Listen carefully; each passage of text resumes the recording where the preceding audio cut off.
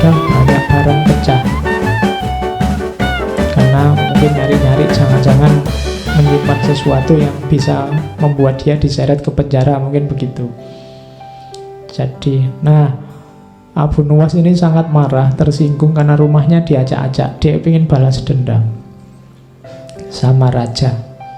Akhirnya satu ketika dia beli roti, rotinya dibiarin busuk sampai banyak lalatnya. Terus roti ini ditutup, dibawa ke depannya Harun al-Rasyid. Ini sudah misi balas dendam ini. Karena dia tersinggung rumahnya diacak-acak. Terus dia menghadap, wahai raja yang adil, saya menuntut keadilan. Katanya engkau raja yang adil berarti harus bisa memenuhi tuntutanku. Terus Harun al-Rasyid tanya, keadilan apa yang mau kamu tuntut? Siapa yang mau kamu tuntut? Siapa yang tidak adil padamu? Terus dia bilang, lalat. Saya punya roti ternyata didahului oleh lalat, sehingga saya sekarang tidak bisa memakannya. Lalat ini sudah tidak adil pada saya. Ya, Harun al-Rasyid ketawa aja. Oke lah. Lah terus maumu gimana? Tolong Baginda ngasih perintah bahwa saya punya hak untuk memukul lalat dimanapun dia ada. Akhirnya, ya wis, tidak apa-apa. Untuk menghiburmu, sekarang kamu boleh kalau ada lalat kamu pukul saja. Itu Abu Nuwas sudah siap-siap bawa pentungan.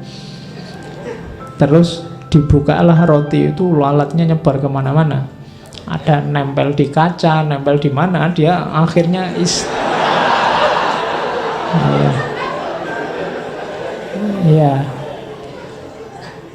istananya rajanya dikeprui semua sama Abu Nuwas. Itu caranya dia balas dendam pada raja.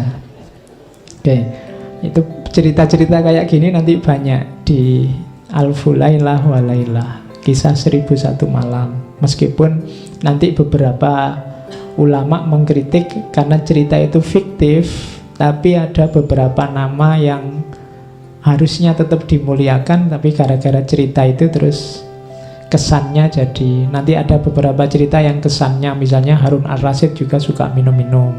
Nah, itu banyak ulama mengkritik Alfu Lailah wa Lailah karena di beberapa bagian nanti muncul tokoh Abu Nuwas. Karena ya memang ceritanya selalu banyak dengan Harun al-Rasyid. Saya tidak tahu kok jarang sama Al-Amin. Padahal banyak tair, banyak cerita yang beliau justru dekatnya sama Al-Amin. Bahkan tadi yang kelanjutannya mukul-mukul itu, rajanya juga terus pengen balas dendam, tapi tetap kalah kalau sama Abu Nuwas. Jadi satu ketika rajanya ini ingin balas sama Abu Nuwas. Abu Nuwas diajak berburu. Di tengah jalan kok mendung, mau hujan. Nah, Abu Nuwas ini naik keledai yang tidak bisa cepat, sementara raja sama pasukannya bisa naik keledai cepat.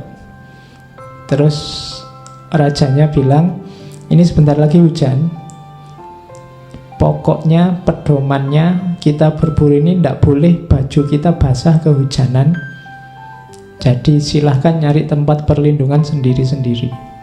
Begitu tiba-tiba hujan deras, ya kalau yang pakai kuda yang larinya cepat enak, raja dan pasukannya cepat bablas ke depan. Abu Nuwas ini pelan-pelan.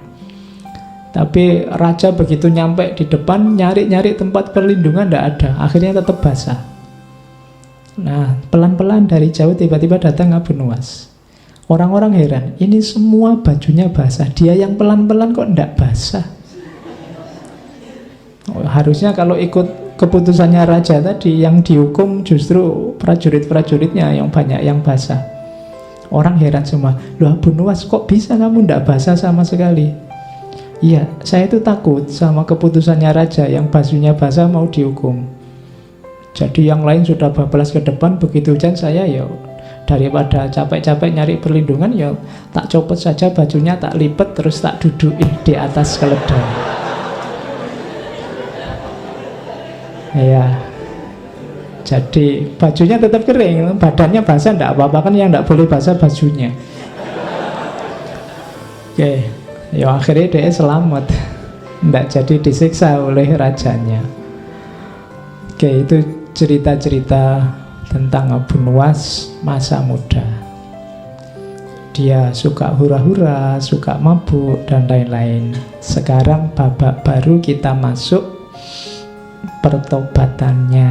Nah, kuncinya nanti di sini sebenarnya. Yang mulai banyak hikmah-hikmah yang bisa kita ambil dari kisah hidup seorang Abu Nuwas.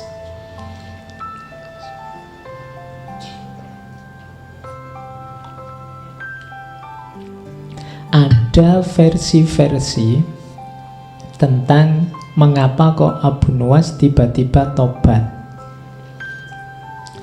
Yang pertama ada yang bilang karena di penjara. Ketika di penjara kemudian dia sadar hidupnya jadi tambah religius.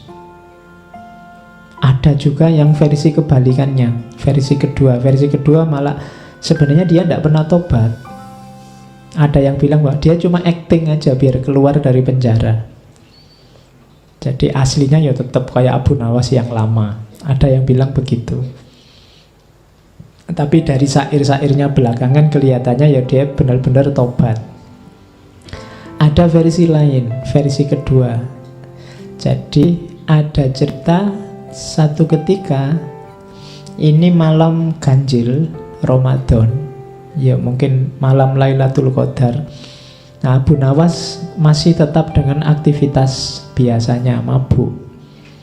Jadi waktunya orang terawih, waktunya orang tadarusan, dia mabuk.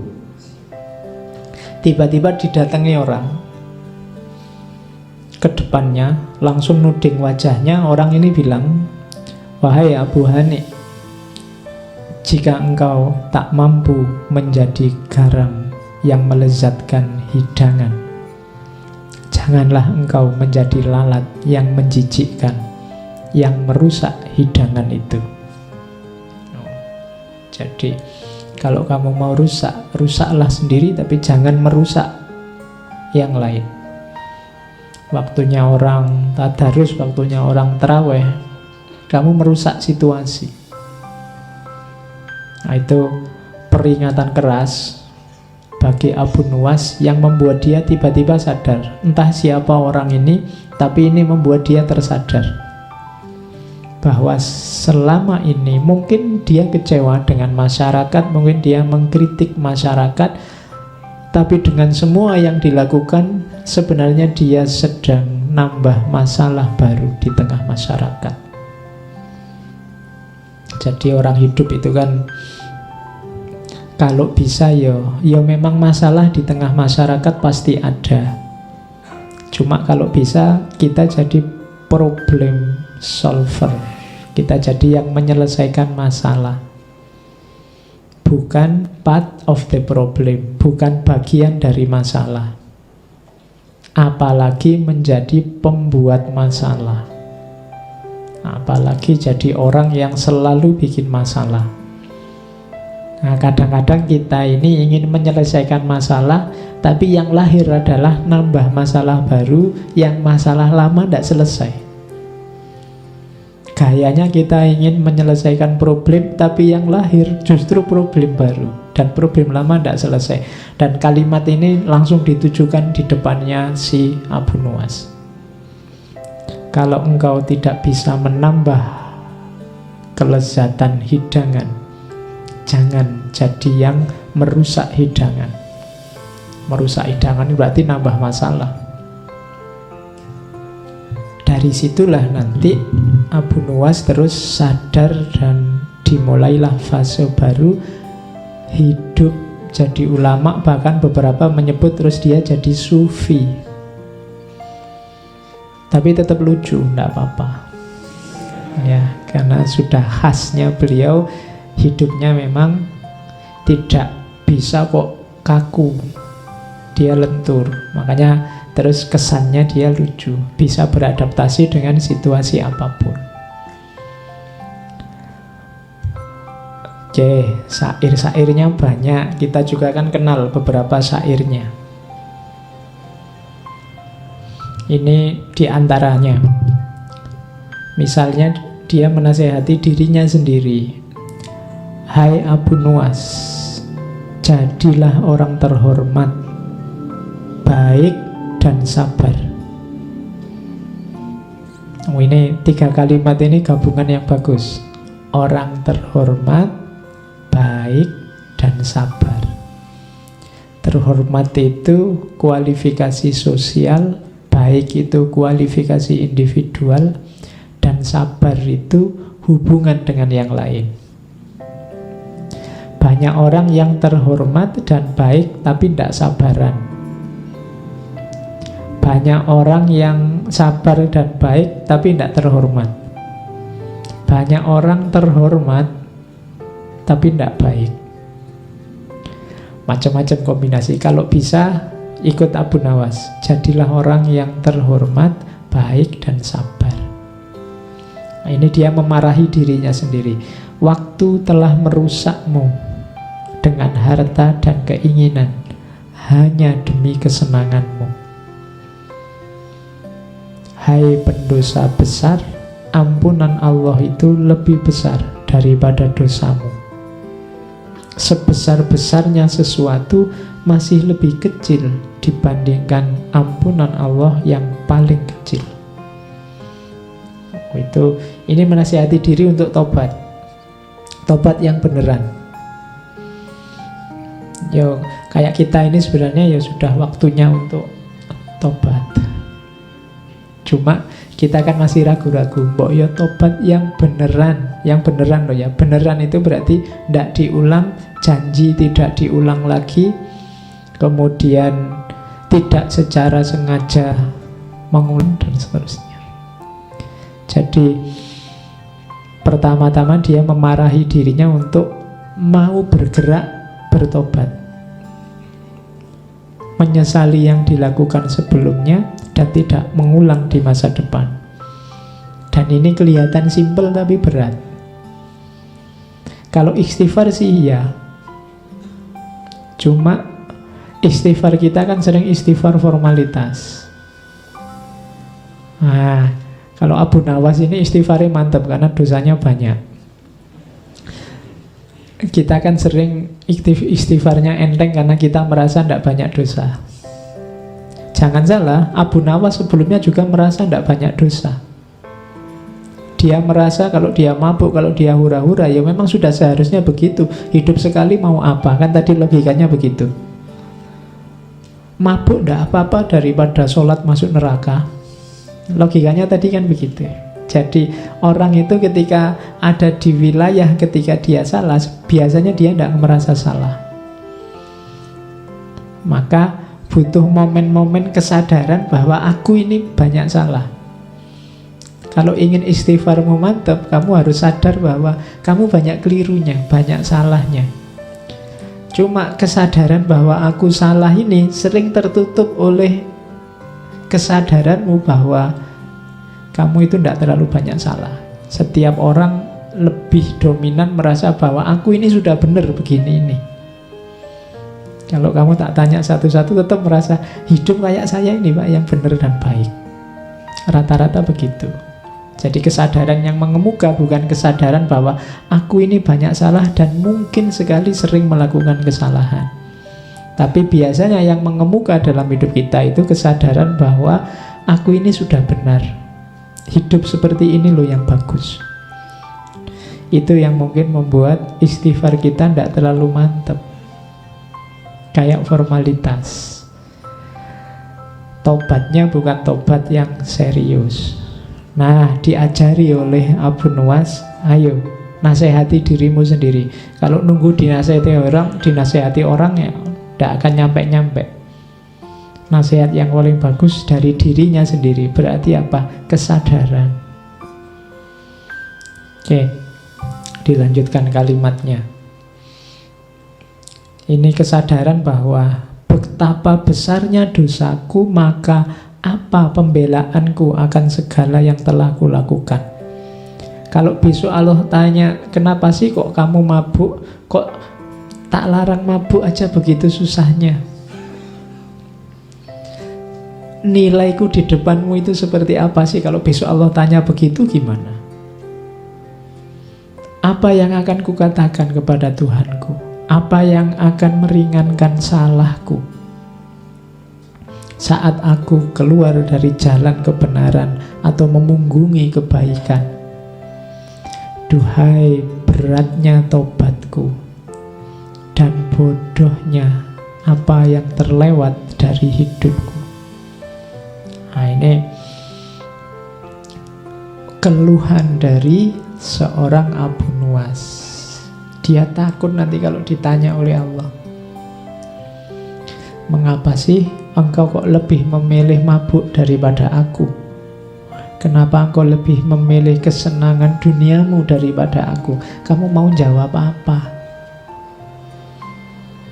Dijawab seperti apapun, aku sudah salah. Karena yang kupilih ternyata bukan jawaban yang benar, bukan pilihan yang benar. Itu kesadaran seorang Abu Nuwas. Dari situ nanti terus muncul ini yang kalian hafal, yang sangat terkenal. Kalau ini sebenarnya nggak perlu saya baca, kalian pasti sudah sangat akrab. Ilahi lastu lil firdausi ahla. Wahai Tuhanku, jelas aku bukan ahli surga. Wong aku ini kayak gini orangnya, nakalnya luar biasa, dosaku bertumpuk-tumpuk. Wala aqwa ala naril jahimi. Tapi aku ndak kuat kalau harus masuk neraka. Jadi ini keluhannya pada Allah. Ya Allah, aku ini masuk surga ndak pantas, masuk neraka ndak kuat. Itu malaikatnya bingung mesti. Biar pantas masuk surga gimana? Fahab li taubatan wafir dzunubi. Maka ya Allah, anugerahi aku taubat dan ampuni dosaku. Jadi ini ada pelajaran dari kalimat ini bahwa taubat itu hakikatnya adalah anugerah dari Allah. Maka berdoalah untuk dianugerahi taubat. Jalan kita untuk taubat pertama-tama nunggu anugerah dari Allah. Fahab li taubatan waghfir dzunubi, dan ampunilah dosaku. Fa innaka huwa firudz dzambil azimi, karena engkau adalah yang pemberi maaf yang agung. Jadi ya Allah, aku ini masuk surga ndak pantas, masuk neraka ndak kuat. Sudahlah ya Allah, ampuni aku, kan engkau maha pengampun. Ringkasnya begitu. Dzunubi misla a'dadir rimali. Dosaku ya Allah sebanyak jumlahnya pasir. Jadi kalau ada padang pasir, pasirnya seluas itu, dosaku sebanyak itu. Maka satu-satunya jalan keluar hanya fahab li taubatan ya dzal jalali. Satu-satunya aku selamat nanti bisa ke surga dan terhindar dari neraka hanya kalau engkau menganugerahi aku pertaubatan. Wa umri nakisun fi kulli yaumin.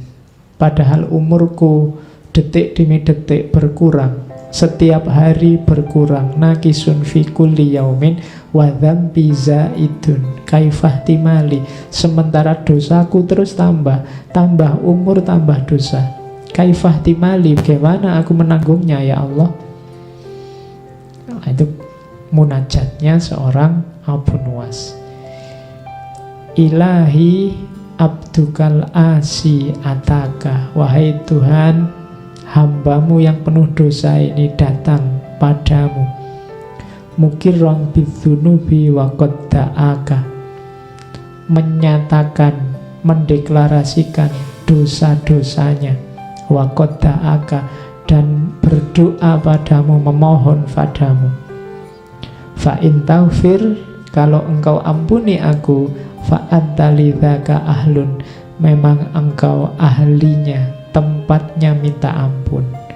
Fa intat turut, tapi kalau engkau tolak aku ya Allah, faman narju siwaka, lantas pada siapa lagi aku berharap kalau engkau saja tidak mengampuniku. Ini namanya munajat. Jadi mengeluh pada Allah, menyatakan kelemahan, menunjukkan dosa-dosa, kemudian pasrah pada Allah, minta diberi yang terbaik. Itu makanya kalimat ini banyak dipakai. Ilahilas tulil firdausi ahla wala akwa ala naril jahimi. Ini munajatnya Abu Nuwas. Oke, ini babak pertobatannya.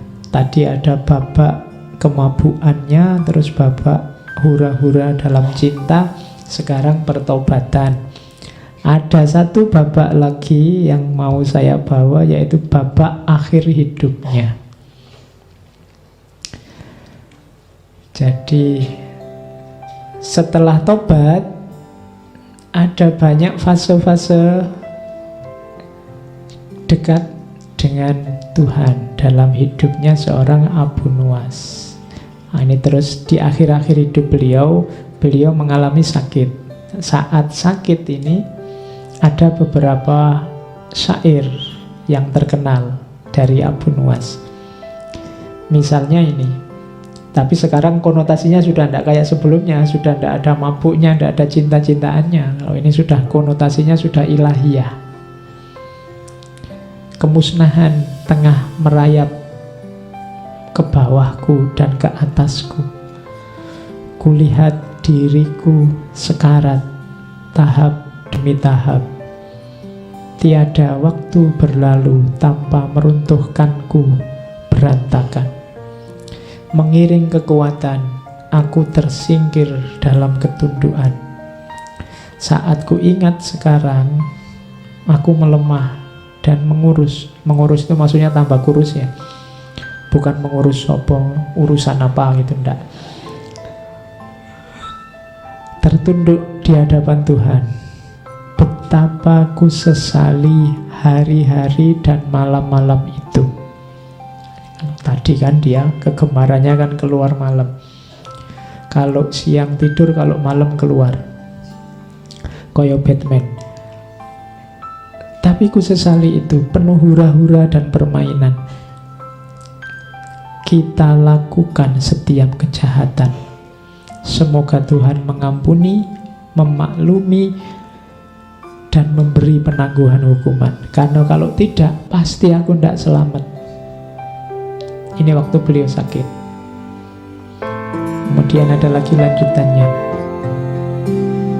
Setiap yang meratap akan diratapi, setiap yang menangis akan ditangisi, setiap simpanan akan dibelanjakan, dan setiap kenangan akan dilupakan. Hanya Tuhan yang tersisa.